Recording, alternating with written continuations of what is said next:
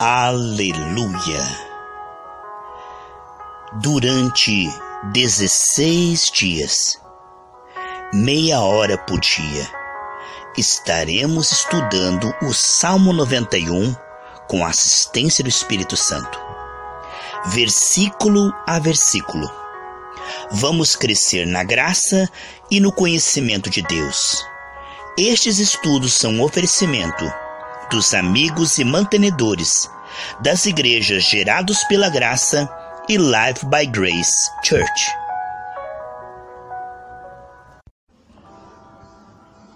Salmo 91, versículo 10. Nenhum mal te sucederá, nem praga alguma chegará à tua tenda ou à tua casa.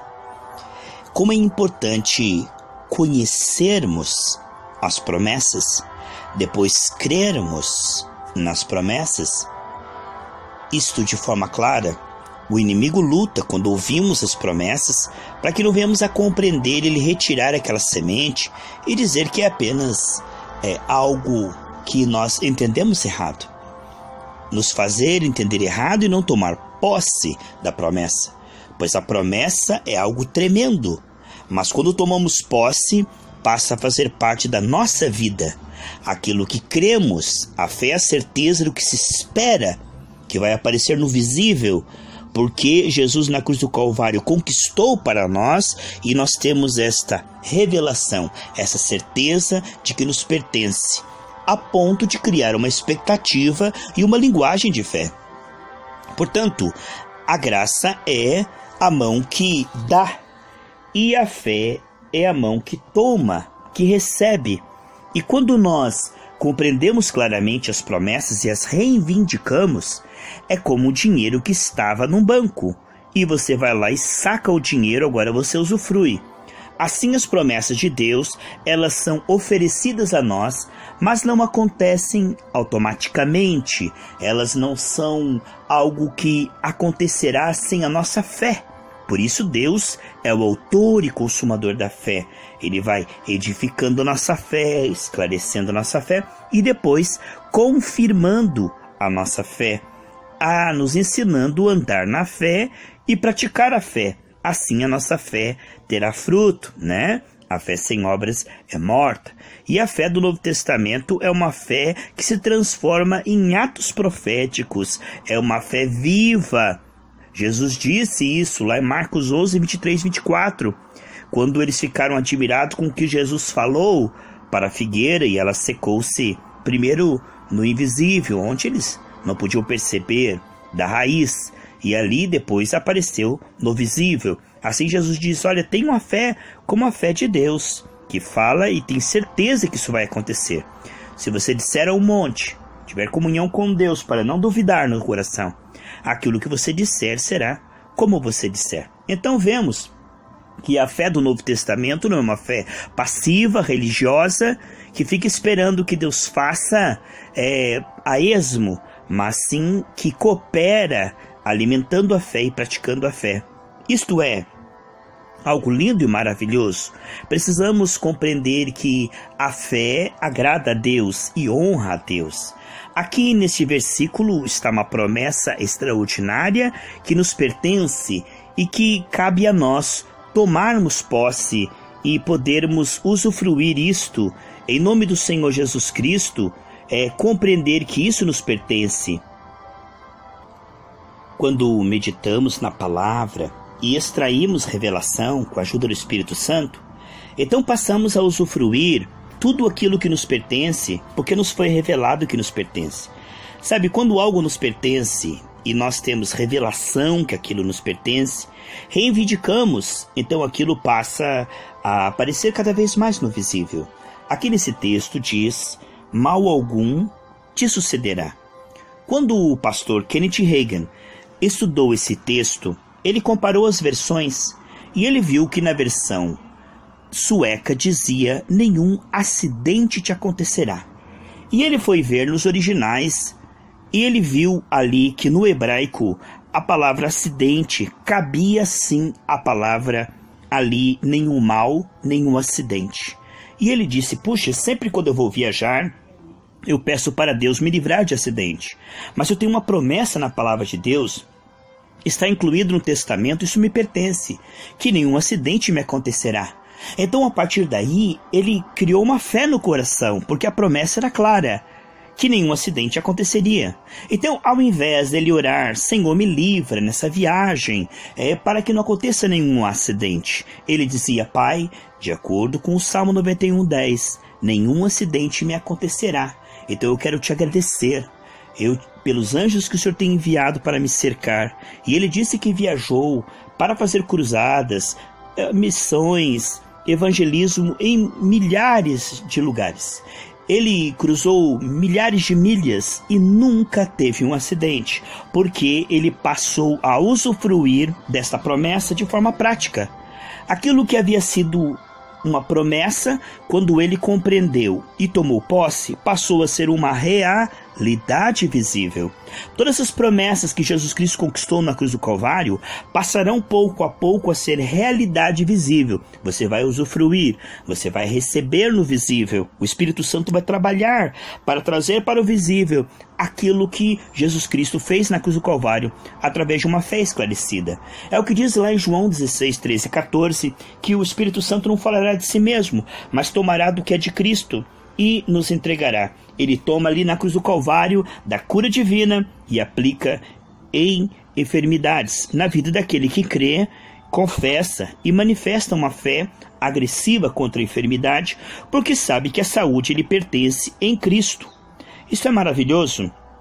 Vemos aqui, nenhum mal te sucederá, nenhum acidente, nem praga alguma chegará à sua casa. Veja que você não precisa ficar preocupado com a sua família. Atos 16:31 diz, crê no Senhor Jesus e será salvo tu e toda a sua família, toda a sua casa. Vemos que está aqui em letras garrafais, que a promessa não diz respeito somente a você, mas também inclui a sua família. Não quero dizer que serão salvos automaticamente só porque você crê, mas que o Senhor trabalhará enquanto você está vivo, por causa da aliança que Ele tem com você, para alcançá-los, através das suas orações. Veja, através das suas intercessões e testemunho. Depois de repetir no versículo 9, ele enfatiza agora no versículo 10 a promessa do versículo. Nenhuma praga chegará à sua casa. Ele estava dizendo no versículo 9 que ele é o nosso refúgio, a nossa habitação. E agora ele chega no versículo 10 dizendo que ele protegerá a nossa habitação. Porque nós habitamos no esconderijo do Altíssimo, no espiritual, ele vai proteger a nossa habitação no visível, incluindo aqueles que estão lá. Veja que Deus abençoou a casa de Potifar, que era ímpio, por causa de José. Veja que, por causa realmente da fidelidade de Paulo, ninguém morreu quando o navio estava afundando perto da ilha de Malta. Assim vemos que o Senhor abençoa aqueles que estão à volta dos abençoados. Isto é tremendo, assim como o povo que sofreu naquele navio pela desobediência de Jonas também. E como o povo sofreu uma perda na batalha por causa da desobediência de Acã. Então, o que fazemos influencia pessoas, se for para mal ou para bem. No caso nosso, para bem. Vemos, sem dúvida, e isto é emocionante, que Deus abençoa aqueles por quem intercedemos através da nossa fé, como aquele pai que intercedeu pelo seu filho que estava tão longe. O teu servo que estava tão longe, diz que o centurião chegou lá e rogou. E quando ele chegou em sua casa, havia dito no exato momento que o Senhor Jesus disse, vai, que o teu servo vive, que ele foi curado à distância. Assim, olha a importância da intercessão. Tanto que em 1 Timóteo capítulo 2, do versículo 1 ao 4, mostra que em primeiro lugar deve haver orações, intercessões e súplicas por todos os homens. Em Ezequiel, capítulo 22, versículo 30, diz que o Senhor espera que um de nós estejamos na brecha, intercedendo por aqueles que estão no pecado e têm que pagar pelo pecado, para que Deus dê tempo para que eles se arrependam. Então, enquanto nós intercedemos, Deus pode usar de misericórdia por um período para que eles se arrependam. Vemos que Muitas pessoas não imaginam que somos o sal da terra e luz do mundo. Por causa da oração dos santos, é que este mundo não foi destruído inteiramente pelo maligno, pelo pecado e pelas catástrofes. Deus tem poupado este planeta por causa da oração dos justos. Assim que a igreja for arrebatada, o que haverá será um caos tremendo na terra, onde a própria natureza, onde todos os elementos dos céus, tudo entrará em colapso. Vemos que este mundo não sabe o quanto é importante ter a luz do mundo e o sal da terra, que é o Espírito Santo através da igreja. Efésios 3:10. Eles não imaginam o grande benefício. Muitos governos dão isenção de impostos para as igrejas, pois compreende o quantos benefícios e economia isso traz para a nação. Através das igrejas, quantas pessoas são curadas, libertas das drogas, do crime, da violência, de forma que a igreja trabalha junto com o Estado para recuperar pessoas, e isto causa uma grande economia para a nação e um bem social. Mas estamos aqui falando do aspecto espiritual, como a igreja, num aspecto depurativo, está lutando contra o diabo, impedindo ele de destruir toda a terra, pois ele anda como um leão, buscando a quem possa tragar. Como ele disse para Deus quando Deus falou de Jó: aonde você está, Satanás? Ele diz de rodear a terra. Então ele está ali procurando matar, roubar e destruir. Mas sempre em cada família, em cada lar, Deus levanta alguém para interceder, para ser canal. Isso não deve trazer folga para aqueles que estão brincando com o pecado, de maneira alguma, mas sim Deus dá um tempo para que eles possam se arrepender. Veja que a prostituta Raabe, ao crer no Senhor e se arrepender, quando os muros caíram, a sua casa não foi tocada, pois tinha um fio escarlate, que era o símbolo do sangue de Jesus. E diz que Deus havia dado o livramento para ela e para todos que estivessem dentro daquela casa. Assim vemos que por causa de Cristo, não somente Raabe, mas toda a sua família foi poupada e amigos que foram colocados num ato de fé dentro daquela casa. Assim também vemos que quando o anjo da morte passava, lá em Êxodo capítulo 12, e diz assim, que na casa que houvesse passado o sangue na verga da porta, o anjo da morte não entraria. Que entraria seria o Senhor e protegeria aquela casa da destruição. Aqui vemos, meus amados irmãos, que Deus não iria olhar cada um que estava lá dentro se merecia ou não. Deus olhava o sangue. E por causa do sangue, ele dizia, vendo o sangue, pouparei aqueles que estão lá dentro. Todos pecaram e carecem da glória de Deus. Ninguém merece ser poupado. Mas quem se refugia no esconderijo do Altíssimo, o sangue de Jesus, será poupado, porque pela fé tem os seus pecados perdoados. Vemos o quanto é precioso o sacrifício de Cristo, que vale para todos aqueles que nasceram antes de Jesus morrer na cruz. Através dos rituais anuais, confessando seus pecados e oferecendo um animal, eles estavam dizendo que criam em Deus e obedeceriam a Deus. Aquele sangue de animais não poderiam perdoar pecados, mas apenas cobrir temporariamente, até que Jesus viesse na plenitude dos tempos e morresse na cruz, e o seu sangue salvasse todos aqueles que, pela fé, creram em Deus no Antigo e no Novo Testamento. Ninguém no Antigo Testamento foi salvo pela lei, porque ninguém conseguiu cumprir tudo, por mais que amasse a palavra de Deus, sempre falha aqui, falha ali, mas no sacrifício anual eles reconheciam o seu pecado, o desejo de não pecar. Então Deus, olhando aquele sangue derramado, perdoava os seus pecados. Portanto, Jesus é o único Salvador do Antigo e do Novo Testamento, e a salvação é pela graça, através da fé, que é a dependência da misericórdia de Deus pelo sangue de Jesus. Aqui vemos que quando as pragas vieram no Egito, ele disse, olha, nem mesmo um cão moverá uma língua, ou seja, tudo que era de Israel, até mesmo seus animais, não seriam tocados. Deus faz distinção entre aqueles que creem e aqueles que não creem. Deus não age de forma aleatória ou imparcial.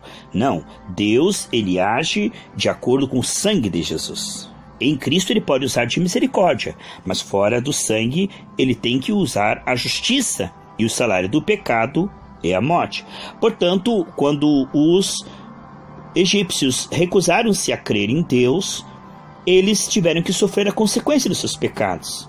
Então, quando foram castigados, eles foram castigados, mas Deus fez separação entre aqueles que foram castigados e o povo de Israel, que estava confiando no Senhor, fazendo ali o cordeiro da Páscoa para viajarem. Então, estamos vendo aqui que o Senhor sonda o coração e Ele sabe aqueles que creem nele e que estão se arrependendo dos seus pecados. Muitos pregadores gostam de escolher textos que falam de promessas enquanto teimam no pecado sem arrependimento. Isto é ser morno. Naquele dia o Senhor dirá: apartai-vos de mim que não te conheço, vós que cometeis a iniquidade. Não podemos escolher alguns textos da palavra e até mesmo pregar. Seremos cego guiando cego. Os fariseus eram assim. Escolhiam alguns textos, torciam alguns textos e alguns eles não davam importância. Coavam o mosquito, engoliam um camelo. Hoje certos pregadores pregam aquilo que é vantagem para a igreja. Eles chamam de pecado: você não está dando dinheiro para a igreja. Eles chamam de pecado: você não está evangelizando e trazendo umas pessoas para dar dinheiro para a igreja. Você não está trabalhando aqui dentro da igreja para dar lucro para a igreja. Você não está trabalhando na cantina. Você não está trabalhando no bazar. Você não está participando dos nossos eventos pagos, nossos retiros. E eles chamam isso de pecado. Eles comem o mosquito. Isso somente para eles é pecado. Aquilo que fere o bolso deles. Você não está dando dinheiro para a igreja, não é? Agora, e eles cobram o comportamento das pessoas e dizem que isso é pecado. Mas são pecados suaves, né? Perto dos pecados que estão lá em Gálatas, que são as obras da carne, né? E vemos que isto eles batem e cobram todos os cultos, mas eles não falam do mundanismo, da carnalidade, da idolatria. Isso eles não se importam. Com pecados graves, eles não se importam nem tocam no assunto, mas tocam em pecados, abre aspas, fecha aspas, que tem a ver com lucro dos pastores. E ao invés de pregar a graça, para que o povo vá se arrependendo e se convertendo pela graça, eles ficam fazendo terrorismo, ameaçando com o inferno, trazendo culpa e que o povo se esforce na carne para o melhor desempenho, sem dar o alimento adequado. E então, a Bíblia diz em Gálatas capítulo 1 que se alguém vier do céu, mesmo um anjo, e pregar outro evangelho que não for o evangelho da graça, é amaldiçoado.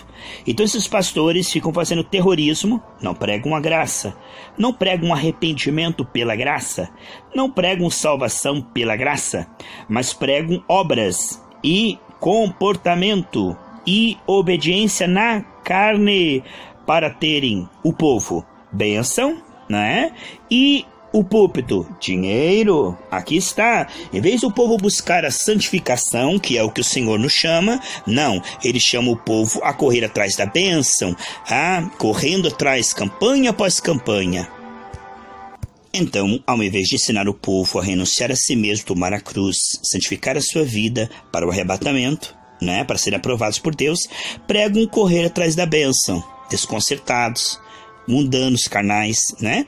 E ao invés do púlpito pregar no espírito, prega na carne visando lucro, com palavras lisonjeiras e profetadas para desconcertados, prometendo coisas a fim de ter mais dinheiro em caixa.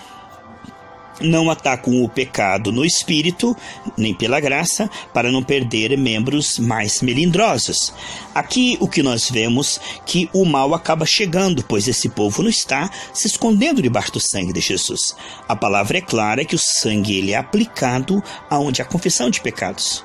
Como eu vou confessar pecados se no púlpito não está pregando o evangelho genuíno? Como é que eu vou me arrepender se não se prega o evangelho genuíno? E se arrepender não é ficar se culpando, nem se esforçando na carne para parar de pecar. Aqui está. Se você pregar o arrependimento pela lei, você coloca o povo em condenação, culpa, não vai adiantar nada. Esforço na carne não vai mudar nada. Então o arrependimento pela graça, ele é mais raro do que o ouro. É raríssimo o púlpito que está pregando a mensagem de Pedro, Paulo, João, Tiago, que é o evangelho da graça, que fala, recebendo graça para ser fiel. Fiel como? Pela graça. E graça para quê? Para brincar com o pecado? Não, para ser fiel. Aqui temos a moderação, o evangelho revelado, genuíno, o evangelho do reino dos céus. Isto é, O arrependimento pela graça é onde está sendo pregado o evangelho genuíno. As pessoas que não têm o Espírito Santo não discernem entre o evangelho genuíno e o evangelho falsificado. Para eles tudo é a mesma coisa.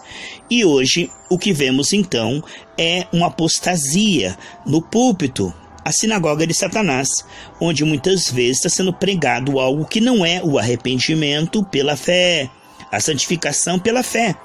Paulo corrigiu os cristãos na Galácia, capítulo 3, porque eles estavam tentando largar o pecado pela culpa, pelo esforço na carne. Não é assim. Deus vai revelando na palavra, eu concordo com a palavra, o sangue de Jesus me purifica. Se o sangue de Jesus me purifica, então o Senhor pode me abençoar. Isso é o esconderijo do Altíssimo, o sangue que me purifica e o Espírito Santo que vai ganhando espaço, gerando cada vez mais fé, alegria, amor. Aqui está o esconderijo do Altíssimo, a graça. Vemos que a palavra de Deus está recheada de promessas e somente quem tiver uma fé esclarecida vai compreender. O inimigo luta para que a semente seja retirada na vida daqueles que não compreendem, mas eu e você temos uma fé esclarecida. Esta aliança que o Senhor tem conosco, onde nós recebemos o que Cristo merece, aonde somos perdoados pelo sangue de Jesus e somos abençoados no espírito de fé. Veja bem o que diz em Josué 24:15. Porém, se vos parece mal aos vossos filhos servir ao Senhor, escolhei hoje a quem sirvais. Porém, eu e a minha casa serviremos ao Senhor. Josué 24:15. É lindo o que vemos nos tempos bíblicos, onde o pai de família era também o sacerdote do lar. Hoje, muitas vezes, esses homens banana e essas mulheres machorra criam um lar totalmente deformado. Mas no tempo bíblico, a mulher era ajudadora idônea e o marido realmente tinha amor pela esposa e compreendia que devia amar a sua esposa como Cristo ama a igreja. E aqui, quando Pedro chega, o Cornélio teve uma visão, ele era um homem fiel, e ele teve uma visão de que o Senhor queria abençoá-lo e a toda a sua família. E ele pega toda a sua família, irmão, não tinha cultinho não para as crianças não, estava todo mundo junto, e não tinha palavra com linguagem para jovem não. O evangelho é um só, para todos, o corpo deve estar unido, não em grupos separados. Não, nada de célula e grupo, todo corpo junto, ali sim. Olha, e diz ali em Atos 10 que ele, sendo sacerdote do lar, ele reuniu a esposa, os filhos, todos os parentes, colocou na sala. Ele disse: pode falar, Pedro, porque estamos todos nós aqui para ouvir a sua palavra. Quando o cabeça do lar, ele se converte, toda a sua casa é abençoada. Mas se o homem é banana, não leva as crianças a ouvir a palavra, não se convertem, o que acontece? Os familiares todos se perdem. Vemos então a importância, amados, do cabeça do lar se voltar para que toda a sua família seja também abençoado. Quantos filhos estão sofrendo, amados? É claro que a responsabilidade é pessoal. O pai não salva o filho não salva o pai. Quantos filhos que vão para a igreja, até os pais batem. Países aí onde são até mortos por receberem o Senhor Jesus Cristo. Mas eles vão. Agora, melhor seria se os pais levassem desde pequeno. Ensina o menino no caminho que deve andar, e nem quando se tornar de mais idade se desviará dele. Veja que não diz ensina o caminho, mas diz ensina no caminho, ou seja, o pai também está andando. Porque o filho tende a imitar o exemplo dos pais, e isso é uma responsabilidade que os pais darão conta diante de Deus pelos seus filhos, porque os filhos são herança do Senhor. Aqui vemos que os pais espirituais, que são os pastores, também responderão pelo seu rebanho, que são filhos espirituais. O Salmo 112, versículo 7 diz: não temerá maus rumores, o seu coração está firme, confiando no Senhor. Aqui temos, que maravilha, um coração firme na rocha do está escrito. Então expectativas negativas irão embora e vamos esperar por notícias boas, porque a palavra de Deus está recheada delas. Então, de acordo com este versículo, nós não vamos temer notícias ruins, porque sabemos que temos evangelho, que é notícias de grande alegria. Se o medo bateu à porta, o Espírito Santo atendeu e disse: não temas, meu filho. Por quê? Porque eu tenho palavras para você que são maiores do que essas más notícias. Muitas são as aflições dos justos, mas o Senhor livra de todas. O Senhor estará conosco em todo o trajeto. Ele não nos deixará órfãos. Nessa estrada, não importa o que estamos passando, o Senhor é maior e nos faz mais fortes, capacitados para vencer sempre.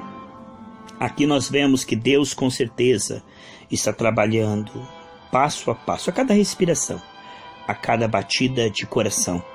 Vemos que a família está em segurança, porque nós estamos intercedendo, orando, jejuando. Aqui está o Salmo 91 mostrando que as bênçãos são múltiplas e alcançam também aqueles que amamos, intercedemos, estamos cobrindo de oração. Assim como Elias cobriu aquela criança morta e intercedeu no quartinho e ela ressuscitou. Assim também nós cobrimos de oração, meus amados, as pessoas que estão mortas espiritualmente com orações, jejuns, e vamos ali, gerando-as no Espírito. E quando nós saímos da sala, elas foram ressuscitadas espiritualmente.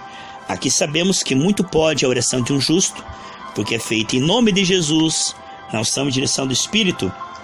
Aqui temos com certeza homens que estão buscando Deus, não só para si, mas para toda a sua sociedade. Que coisa linda! A abrangência da tua oração mostra a grandeza do seu ministério e do teu galardão também. Pessoas medíocres só oram por si mesmas, por seus probleminhas aqui da terra, mas pessoas que são ungidas estão agradecendo a Deus, porque sabe que Deus está com ela e intercede por aqueles que estão sofrendo também. Não pensa somente em si, mas também naquilo que outros estão fazendo. Não ora só pela sua placa de igreja, mas ora por todo o corpo de Cristo. Ele tem uma unção corporativa. Ela não é bairrista que só ora pela sua placa, pelos seus obreiros. Tem gente que só ora pelo culto que ele dirige, pelo grupo que ele dirige. É uma vergonha.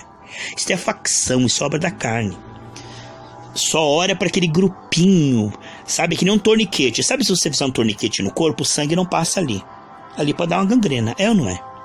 Assim, o torniquete ele serve por um tempo para que não vaze sangue, para que a pessoa chegue até o hospital. Mas se o torniquete ficar fechado ali, vai haver gangrena. Então há um período para isso. Então a pessoa que se isola, ela não tem sabedoria, irmão. A pessoa que só ora pela sua placa, só ora pelos seus problemas, que só sanguessuga dadá, né? Nunca se farta.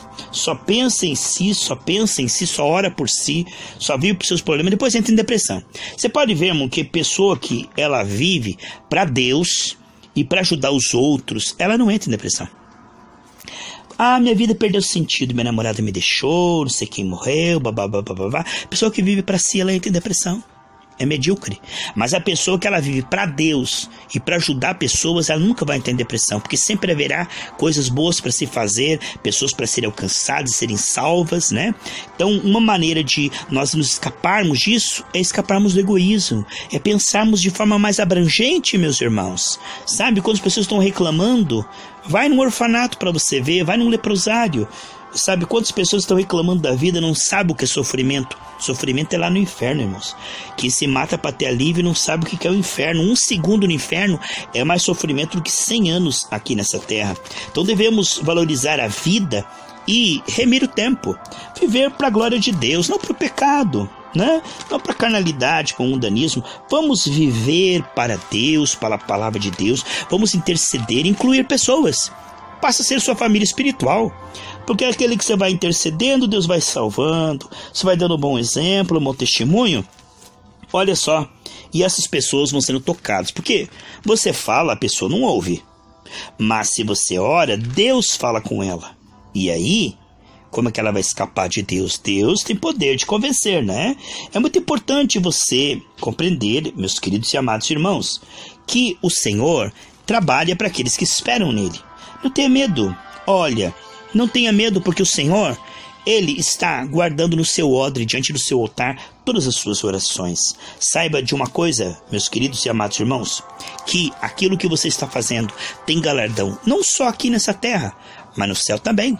Sabe, quando alguém vai para a guerra, ele perde casa, família por um tempo, não é? Bens, propriedade, e arrisca até a sua própria vida. Até a sua própria vida. Ele perde tudo quando ele vai para a guerra. E nós estamos numa guerra espiritual. Lucas 14:33, aquele que não renuncia tudo, não pode ser meu discípulo. Quando você vai para a guerra, você coloca tudo em segundo plano e busca o reino de Deus e a sua justiça. E qual o efeito disso? Marcos 10:30. Ele diz: ninguém há que deixando casa, família, campos, que não receba já nesta vida 100 vezes mais. Por quê? Ele vai para a guerra, ele deixa tudo. Mas quando ele vence, as pessoas também voltarão para ele e terão a bênção. Você entrega na mão do Senhor. Não é assim que você entrega 5 pães e 2 peixes na mão do Senhor? Parece que não é nada. Mas Ele te devolve 12 cestos cheios. Tudo aquilo que você entrega em oração, entregue e confia. Porque o Senhor te inspira, te guia, te fortalece e devolve para você o que você pediu com estratégia, com visão. Ele te inclui. Opera através de pessoas, de anjos. E aquilo que você entregou na mão dele, Ele vai te dar sabedoria para você resolver.